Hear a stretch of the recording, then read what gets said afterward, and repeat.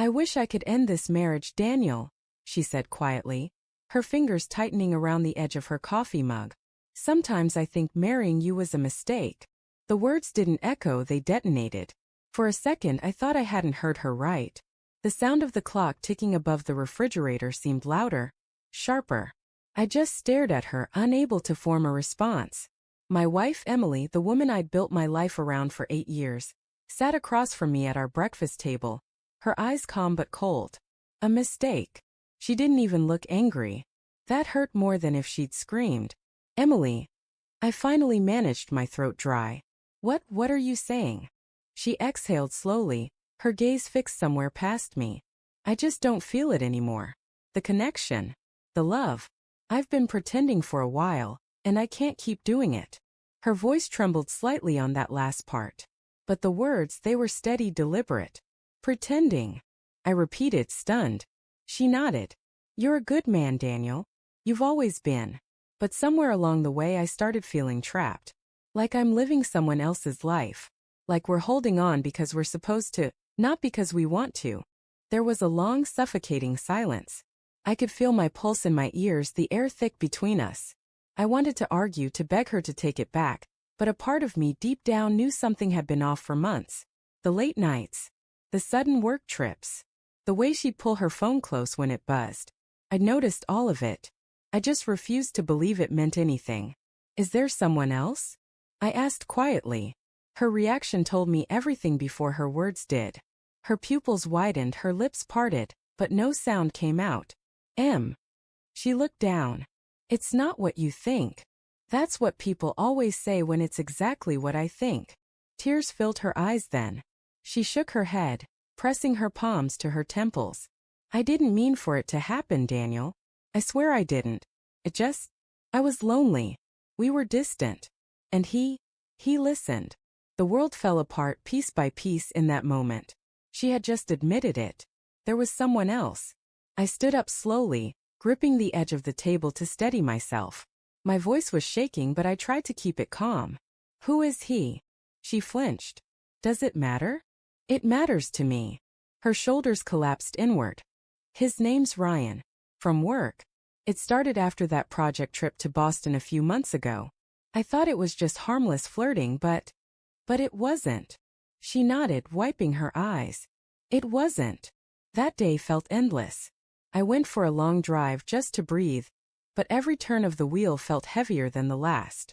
The city outside the window blurred, buildings, people, lights, all meaningless. We'd built a life together. Shared dreams. Late-night laughter. Inside jokes that made no sense to anyone else. And now all of it felt like a script she'd stopped believing in long ago. When I came back home, her suitcase was half-packed on the bed. She didn't even look at me when I walked in. I'll stay with my sister for a while, she said softly. We both need space. I stood in the doorway, my arms crossed tightly, not to look angry but to hold myself together. Space isn't going to fix this, Emily. She looked up at me then, eyes red. I don't know what else to do. You could try fighting for us. Her lips trembled. I've been fighting, Daniel. For a long time. You just didn't see it. That hit like a knife. Because maybe in a twisted way she wasn't entirely wrong. After her miscarriage 2 years ago, something in her changed. We both changed. She withdrew into herself, and I, thinking I was giving her space, stopped trying to reach her. We became polite roommates instead of lovers. Still cheating? That wasn't a mistake you stumbled into. It was a choice. I swallowed hard. If this marriage is really a mistake to you, then I won't stop you from ending it. She froze, the color draining from her face. What? I'm done begging someone to love me. Her lips parted, but no sound came. For a long time she just stood there, trembling. Then she whispered, You don't mean that. I do. The next morning I went to see a lawyer. It was mechanical, detached, like watching someone else live my life.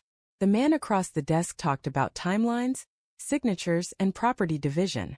I barely heard a word. When I got home that evening, her suitcase was gone.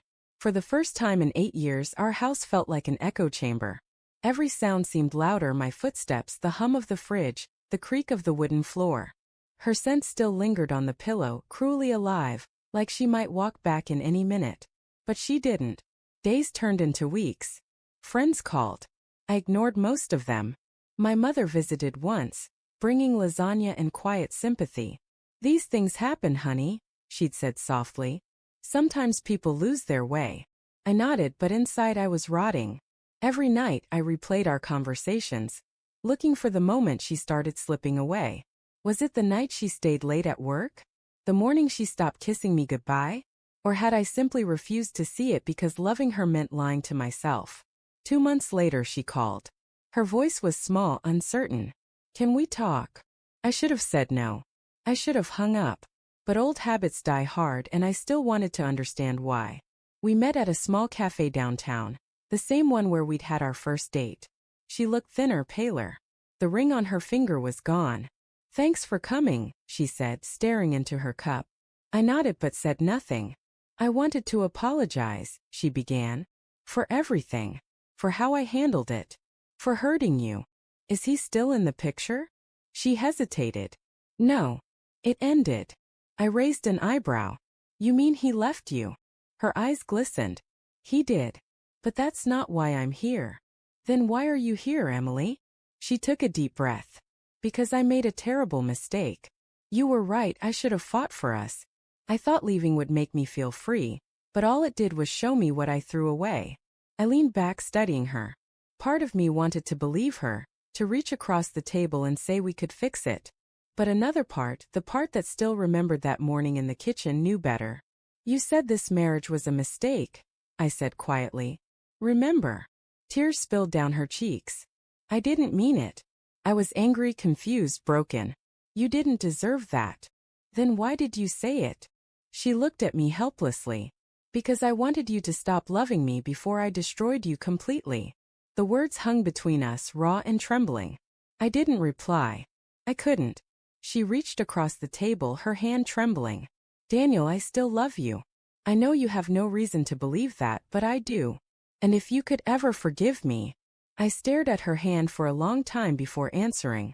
"Forgiveness doesn't mean things go back to the way they were." "I know. I'm not sure I can trust you again." Her lip quivered. "I'd spend the rest of my life trying to earn it." The honesty in her voice broke something in me. Not anger, but sorrow. That night I couldn't sleep.